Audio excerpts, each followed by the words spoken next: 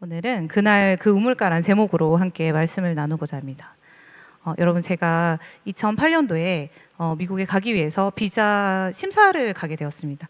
그때 당시에 예수님을 이제 좀 처음 만나기 시작해서 사실 이제 그 유학 준비를 해주시던 분이 비자를 받기가 힘들 수도 있다 이런 이야기를 했었어요. 되게 어려울 수도 있다. 이제 심사가 통과 못할 수도 있다는 이야기를 해서 굉장히 기도를 많이 하면서 그때 당시 뭐 KTX 타고 올라가면서도 계속 마음속으로 기도를 했던 것 같아요.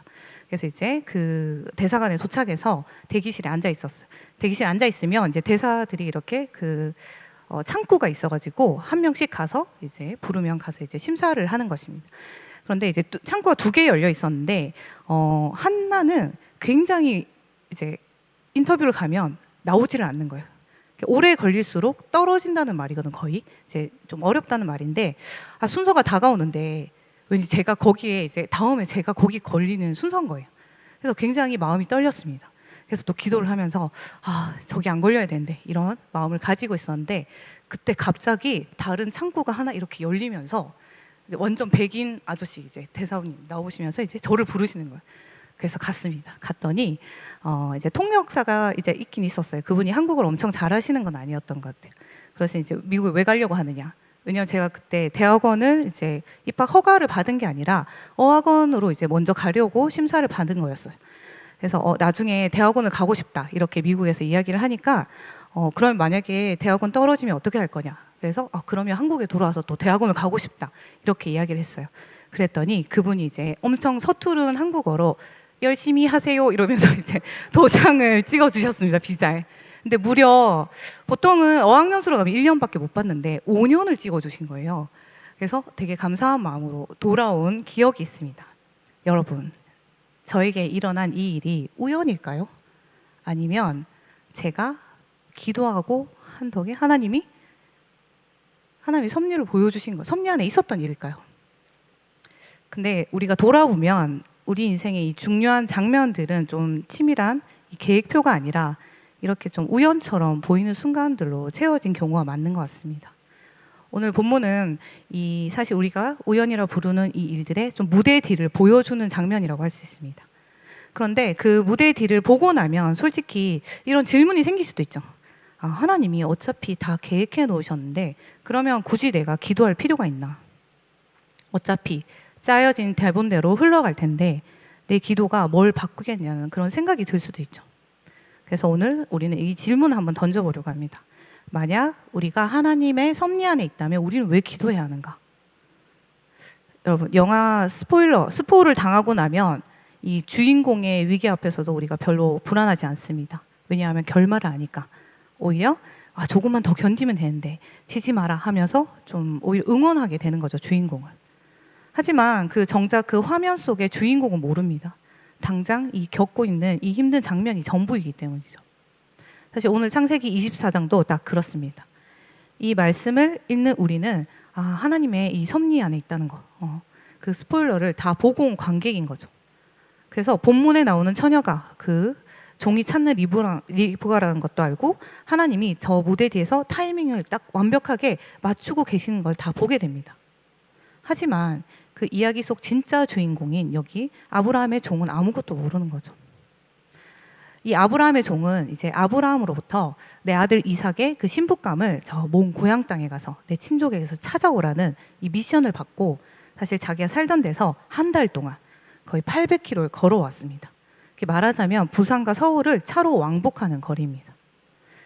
근데 나홀이라는 이 도시 이제 성읍이라는 그 목적지가 뚜렷할 땐 괜찮았어요. 진짜 문제는 이제 그 나홀이라는 도시에 딱 도착했을 때였습니다.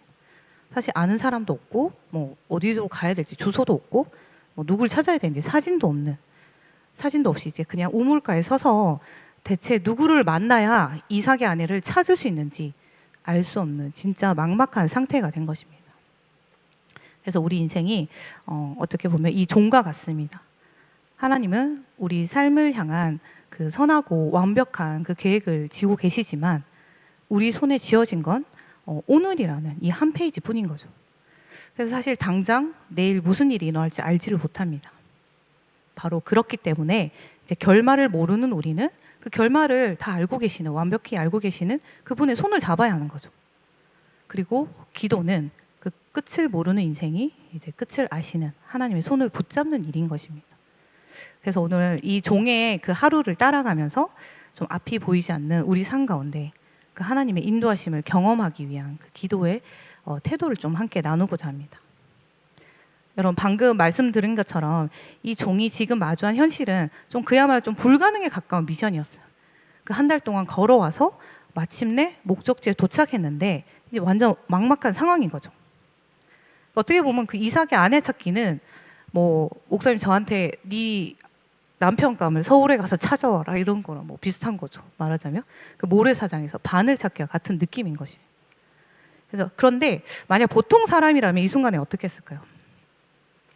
사실 이 아브라함의 종은 그 아브라함이 집안의 모든 소유를 뭐 맡길 정도로 깊이 신뢰했던 사람입니다. 그만큼 일처리도 능력도 좋았겠죠. 경험이 많은 뭐 베테랑이었겠죠. 그러니 보통은 이제 뭐 성에 도착하면 성 안으로 들어가서 사람들을 붙잡고 좀 수소문하는 것이 이제 상식일 것입니다. 정보를 모으고 계획을 짜고 발로 뛰어다니면서 이삭의 아내를 찾는 거죠. 그것이 우리가 아는 상식이자 능력이고 일 잘하는 사람들의 좀 당연한 모습이기도 합니다. 그런데 이 종은 이제 완전히 다르게 행동하는 거죠. 발로 뛰기 전에 그리고 사람을 붙잡고 물어보기 전에 먼저 성박 우물 곁에 낙타들을 무릎 꿇려 앉히고 그 자리에서 자신 또한 가장 먼저 무릎을 꿇습니다. 12절 말씀 같이 함께 읽을게요. 읽겠습니다. 그가 이르되 우리 주인 아브라함의 하나님 여호와여 원하건대 오늘 나에게 순조롭게 만나게 하사 내 주인 아브라함에게 은혜를 베푸시옵소서. 여러분 근데 종이 이 기도를 시작하는데 가만히 들여다보면 이 자신을 위한 내용이 단 하나도 없습니다. 우선은 하나님이 부를 때도 나의 하나님이 아니라 내 주인 아브라함의 하나님이라고 부릅니다. 그리고 구하는 내용 역시 오늘 뭐 제가 어떻게 보면 출장 온 거잖아요. 이제 미션을 받고 큰 실적 내게 해주세요. 이런 게 아니라 내 주인 아브라함에게 은혜, 그 하나님의 헤세드를 베풀어 주십시오라고 기도하고 있는 것입니다. 그래서 자신의 그런 뭔가 성공이나 커리어를 위한 기도가 아니라 자신에게 맡겨진 사명이 이루어지기를 구하는 기도인 것입니다. 그리고 이 종은 그냥 무작정 멋대를 쓰면서 기도하는 것도 아닙니다. 그 종이 출발하기 전에 아브라함이 이제 들려줬던 명확한 말씀이 있었습니다. 7절 말씀 함께 볼게요. 같이 읽겠습니다. 하늘의 하나님 여호와께서 나를 내 아버지의 집과 내 고향 땅에서 떠나게 하시고 내게 말씀하시며 내게 맹세하여 이르시기를 이 땅을 내 씨에게 주리라 하셨으니 그가 그 사자를 너보다 앞서 보낼지라 네가 거기서 내 아들을 위하여 아내를 택할지니라. 종은 지금 하나님이 그 사자를 너보다 앞서 보낼 것이다 라고 하는 그 약속을 기억하고 그것을 그대로 붙들고 기도하고 있는 것입니다. 뭐 이것은 말하자면 종이 자신의 그런 생각이나 아이디어를 들고 가서 하나님을 설득하고 있는 게 아니라는 거예요.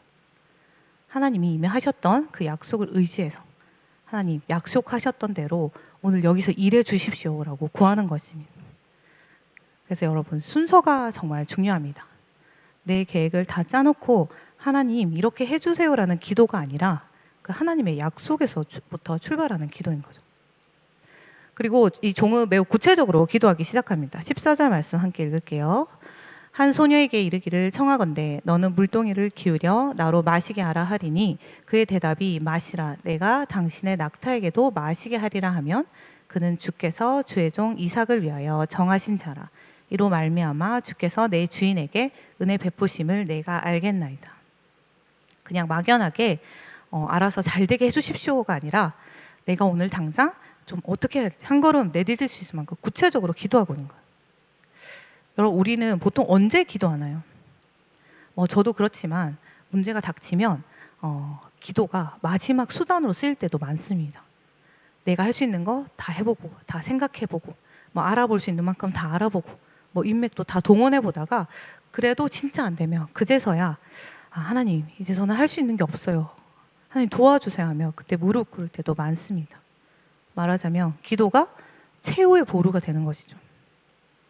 하지만 오늘 본문에 나오는 종은 우리에게 이 기도의 타이밍이 언제여야 하는지 정확히 보여주는 것입니다. 그래서 기도는 모든 방법을 다 써보고 남은 마지막 카드가 아니고 오히려 내 힘이 끝나는 그 막막함의 끝에서 가장 먼저 시작해야 하는 첫 번째 행동인 것입니다.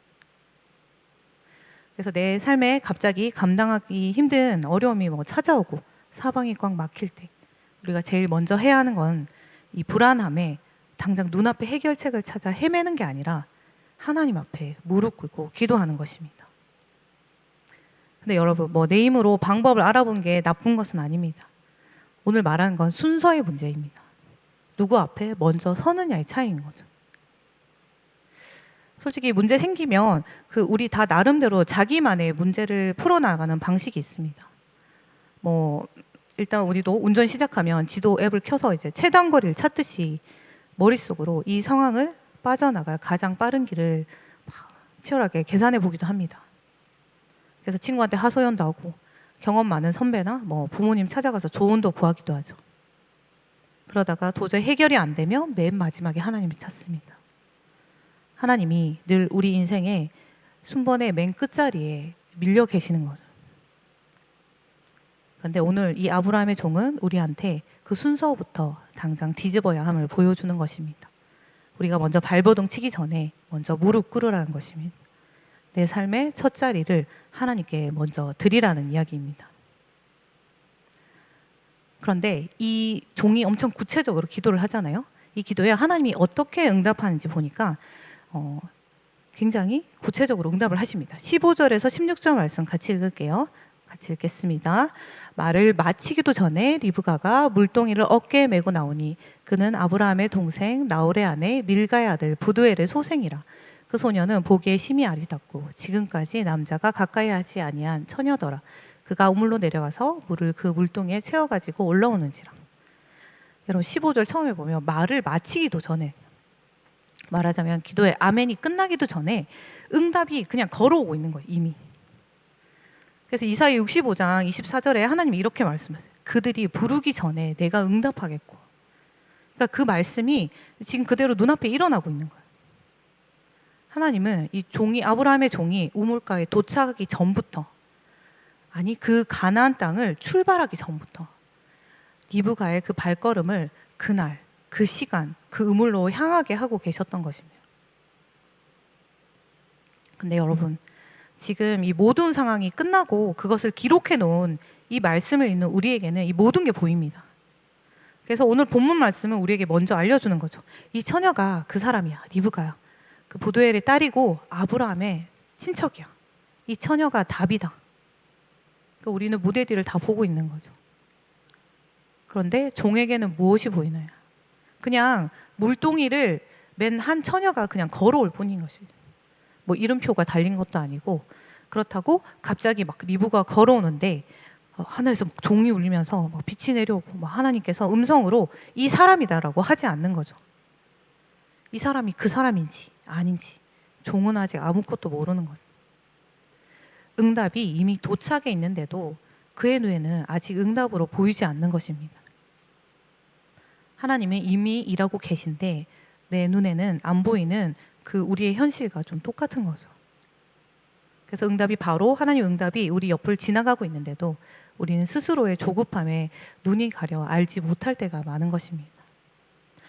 이때 이제 종이 달려가서 묻습니다. 물을 좀 마시게 해달라.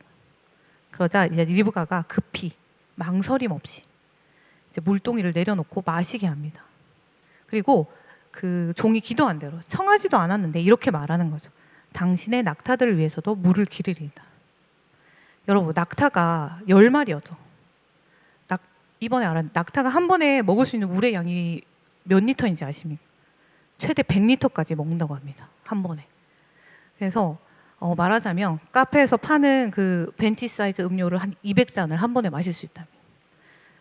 그런데 낙타가 10마리니까 뭐 100리터까지 안 마셔도 얼마나 많이 마시겠어요. 그래서 리브가가 내가 당신의 낙타에게 마시게 하리라고 한 것은 그냥 가볍게 뭐 물 한 바가지 이렇게 떠주는 그런 친절함이 아니었어.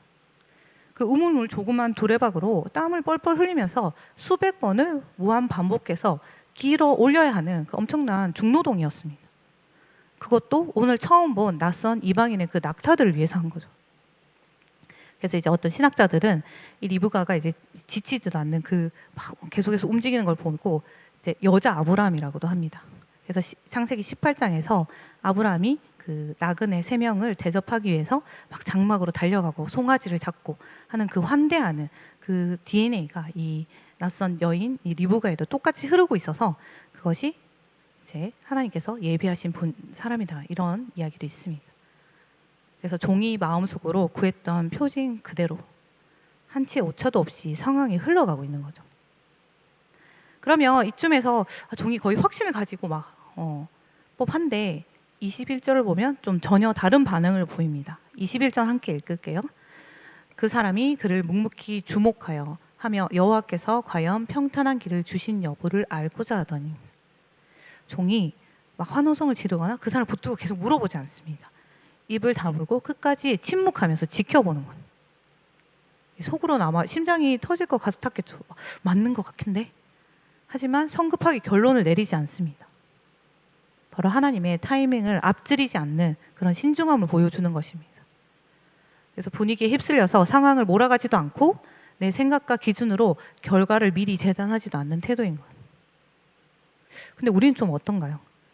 기도해놓고 응답을 기다리지 못해서 내 손으로 좀 결과를 만들려고 할 때가 많지 않나요?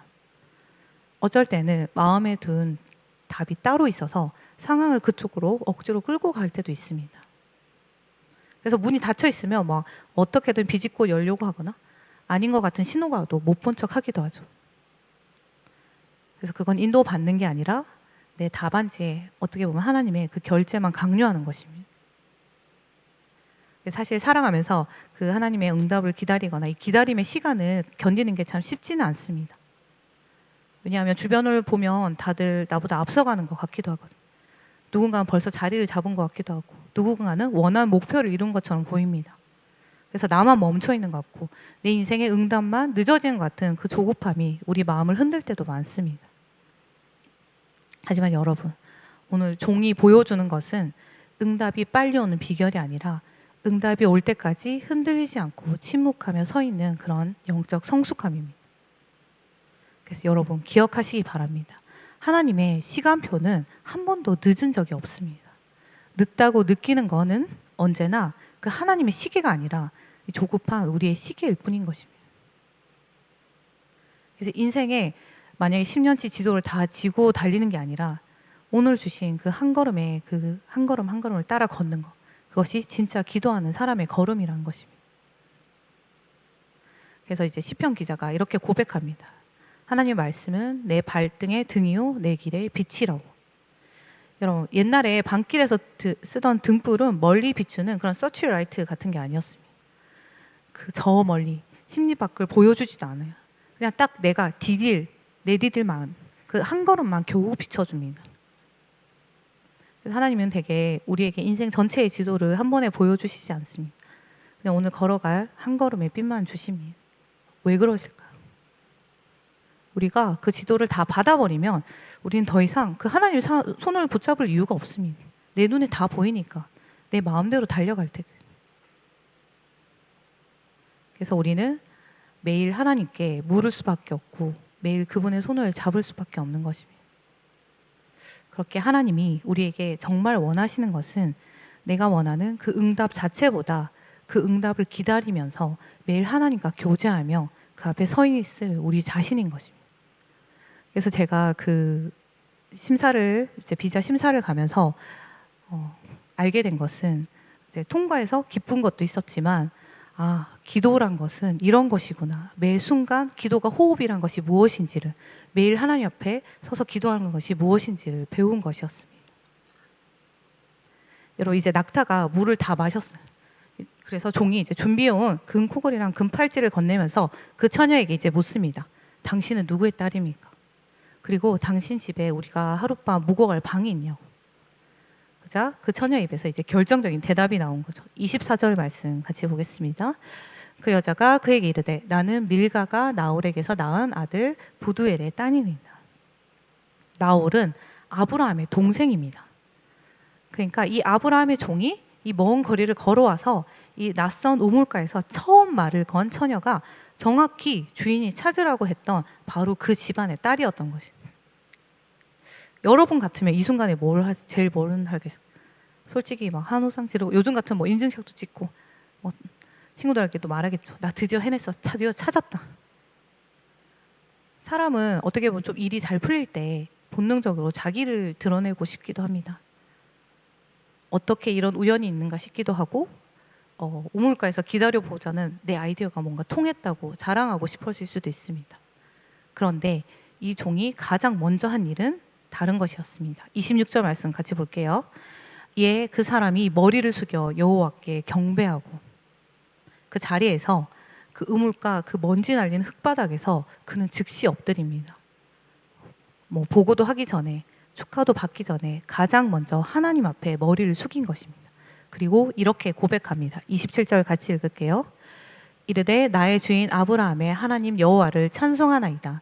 나의 주인에게 주의 사랑과 성실을 그치지 아니하셨사오며 여호와께서 길에서 나를 인도하사 내 주인의 동생 집에 이르게 하셨나이다 하니라.